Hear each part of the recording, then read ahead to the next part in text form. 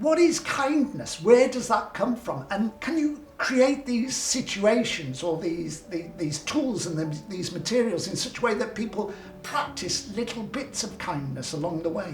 And I think one of the things that's really interesting is people can be incredibly kind to other people and not very kind to themselves. So you just go, okay, we've got to start with ourselves. You know, what is it about a kindness, being able to be kind to other people, but not be kind to ourselves? And how do we backtrack so we build up this kindness muscle within ourselves and between ourselves? Kindness is amazing. It is a power. It is our superhero power. You know, if we are kind to ourselves and to another, then that's our superhuman power to be kind. And it is seen as a kind of a soft option, really. That, oh, kindness, yeah, oh, that's kind. You know, but actually, if you stop and think about, you know, what kindness can do, if you are kind in just the way that you do something, or the way that you give something, or the way that you say something, or the way that you think, or the way that you be, then that is an incredibly powerful change within oneself, within one's family, within one's community, within one's country, within the world. And I love this idea that kindness is within that. It's a bit like throwing a stone into a still pool, isn't it? We just don't know how far those ripples go. And that's the same with any act of kindness, really. You ripple out acts of kindness and the whole thing just kind of carries on flowing out into the community. So one of the interesting things about kindness is, you know, people go, oh yeah, I'm kind, I'm kind, or some people won't say anything thinking, oh, that wasn't very kind what I just did there. But like, we've all got that capacity to be kind within us, and you kind of go like, we do this exercise like, how giving are you? Like, so keep your hand down there if you're, you know, you're real Scrooge and you're not giving at all. There if you give, you know, some, and there if you're continually giving. And people go, oh, yeah. And they're quite happy to go like that. And then I go, how good are you at receiving? Show me with the other hand, you know. And the people go, oh. And I go, well, that's it. Why is that? How do you feel when you give to somebody else? And why are you not allowing other people to feel that when they're giving to you? And there is this body memory with the arms up like that. They kind of like go, oh. And then that's something it's not judged, it's not critical. We have conversations about it and all of that, and we'll come back to it now and again. But actually, people have a body memory of like, I've got to be more generous in my kind of receiving of other people's kindness. So part of our work is looking at how we may just kind of enable people to come out and just share that amazing resource of compassion and kindness and skills and stories, so that within that everybody feels valued. We encourage people to acknowledge the fact that you know, life and all processes are not a straight sort of journey from A to B. Life can get very messy. And if you're going and you're kind of hitting a closed door, that's okay, because along the way there are lots of other doors that potentially will open with all sorts of exciting opportunities. So we're always encouraging people to play, explore, be curious, and just be aware of those that creative process, that if things get really difficult, that's okay, because it's all part of a new learning, and it's all part of how we find the pathways to push through that, to find something new and exciting.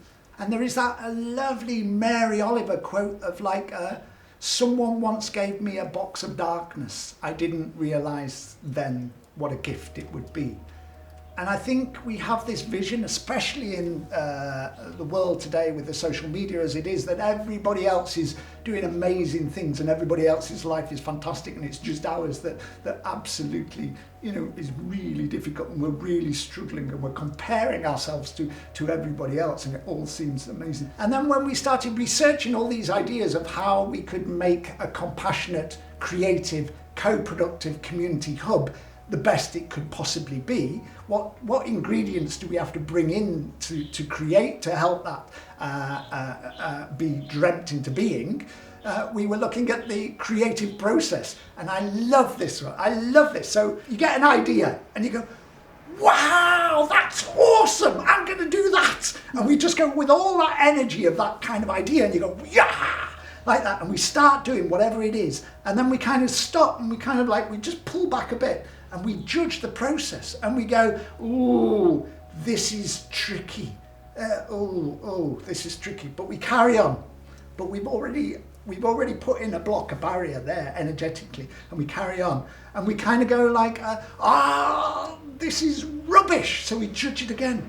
This is rubbish. This is just, so we pull back even more, we tense up even more, and we carry on doing that. And we internalize it. Stage 4, I am rubbish. So everything you've ever stopped doing and you don't do, you've stopped at stage 4. Everything you do and you really enjoy doing, for some reason or other, it pushed you through stage 4, that internalized I am rubbish, to, okay, this might be all right. This may be all right. And to stage 6, if you carry on, that was awesome.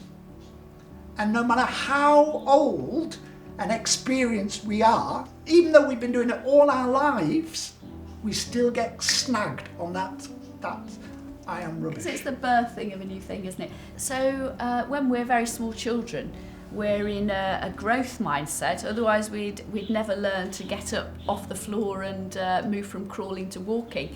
So as children, we're exploring the world in a very sensory way and in a very creative way. But gradually, as we grow through life, lots of these little switches can get turned off. The great thing is that creativity can enable us to move back into a growth mindset, because we have all sorts of barriers within our minds about, yes, I do this, but I don't do that. And I'm good at this, but I'm absolutely rubbish at that. So through the processes that our groups go through all the different creative frameworks, people can actually start to challenge their negative self-belief and move from a fixed mindset of yes, I do that, but I don't do that, to a growth mindset of, actually, why don't I have a go at that? What could go wrong? It's just a learning process, and if I have a go at it, I might like it. It's a process of exploring and being creative that is incredibly mindful. So the idea is just to explore and play with all kinds of different creative interventions. And Sarah's just designed these hidden step-by-step processes where people create something that they never thought that they would be able to create. The experience of success is such a great motivator. And of course, it's so much easier to chat with another person, chat with a group, when you're involved in making something. So we are kind of working with sort of behavioural patterns. And I think one of the things that we've been working on within the groups is allowing space and time for people to pay attention to themselves, to others, and to the things that they're doing for the first time and trying out for the first time. And so we went out into the communities just to ask people what it was that they wanted, and we took all sorts of creative things. We took tea and we took cake, and we were very privileged to have hundreds of people that came along to our groups. And interestingly, the top 5 things that came up that people really wanted in their lives, in their communities, was that they wanted somewhere to go within the community, somewhere where they could meet new people, because of course people move around a lot more these days, and whereas years ago the same people lived in the communities for generations. So people wanted an opportunity to go to a place, meet other people who were their neighbours, to make new friends, because friendship is so important, that sense of connectivity and belonging, to learn new things and to feel safer within their communities. And of course, when you develop that sense of belonging, that sense of knowing who lives around you, that makes you feel safer because you feel you have more of a support network there. And what's really interesting is that there is a big fear of going over the doorstep. People are scared of being able to go to somewhere new where they don't know what it is or what is happening. There are a group of people in society that are always going to be there first, and whatever comes out, they're going to go, I'm going to have that, I'm going to do that. But you've got the majority of people that don't do that. So we start off very, very gently. And we know that people have got so much to offer. The community assets are within the individuals, within those communities. Absolutely. It is that lived experience that we have amazing support structures in our world, and we have amazing professionals that have spent so much time studying and working on all kinds of different ways of intervening and helping.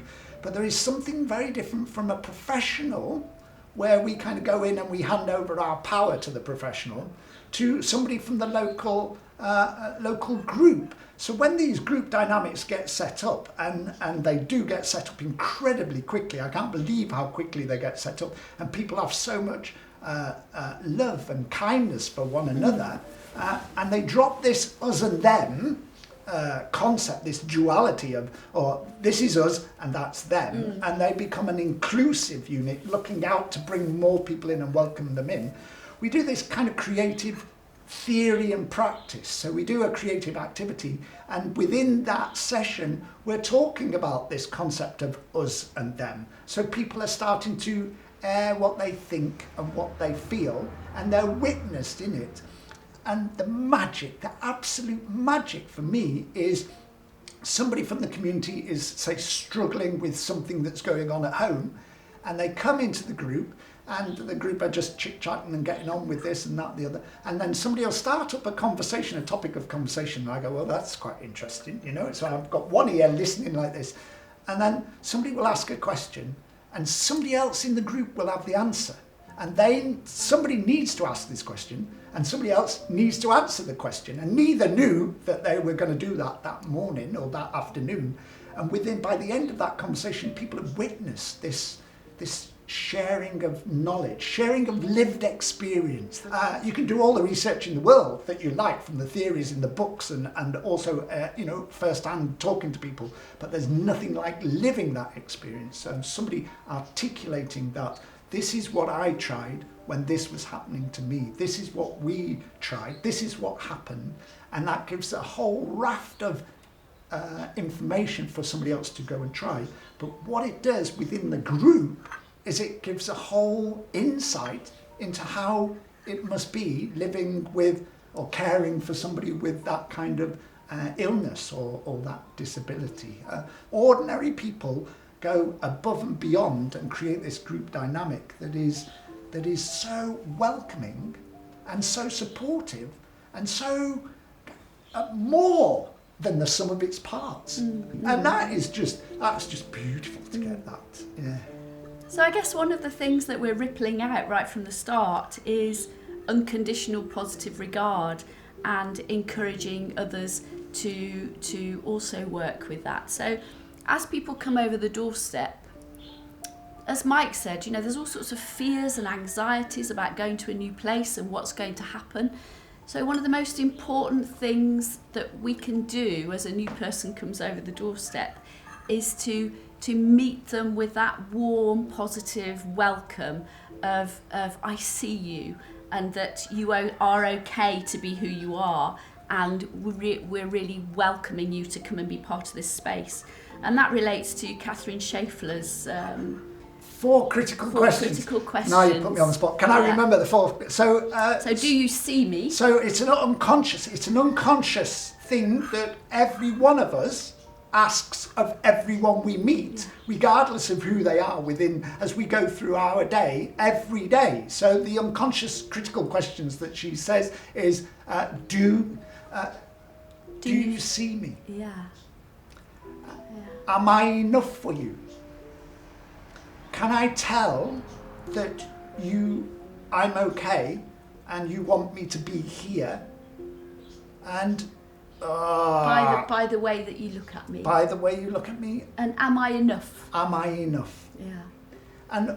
And the answer to those 4 unconscious questions has to be yes. Yeah, and you are enough. Yes. Yes, I am pleased that you're here. Yeah. Yes, you are absolutely who you are right now, and that's okay. And that has to be in our voices, but in our eyes, but in our body language, in the way that we kind of are with people, and not just for the person that's just shaking like a leaf from coming into the group for the first time, but for those people that have been there at the start of the group. We're afraid of failure. We don't like to be in public with our vulnerabilities. That's a learned skill. And actually, it's not until we are in a group of people with being vulnerable and exploring all the new and witness for that the change happens. And people are incredibly kind. People are incredibly supportive of one another. We all need those 4 unconscious critical questions to be asked and answered positively day in, day out. And I think it's something within that, everybody practicing that shifts the dynamic of understanding within the group, but within the community as well. Within our communities, we just have this incredible rich resource of humanity, but quite often it is locked behind closed doors. But kindness is absolutely key, isn't it? I think kindness is absolutely key. I think also what's really interesting with kindness isn't just that soft option. It is that hard stuff. We've got to look at the nasty stuff that is within all of us. We're all capable of doing difficult stuff. And we can't just bury it and ignore it. It needs a place to be able to be looked at and worked on and developed. Because if we push it down and get rid of it, and it's still there and it's still dictating how we think and feel, and other people can harness that disgruntledness, that difficulty. But we've got to look at it within a framework of being in our own power and comfortable and confident with kindness to ourselves and kindness to others.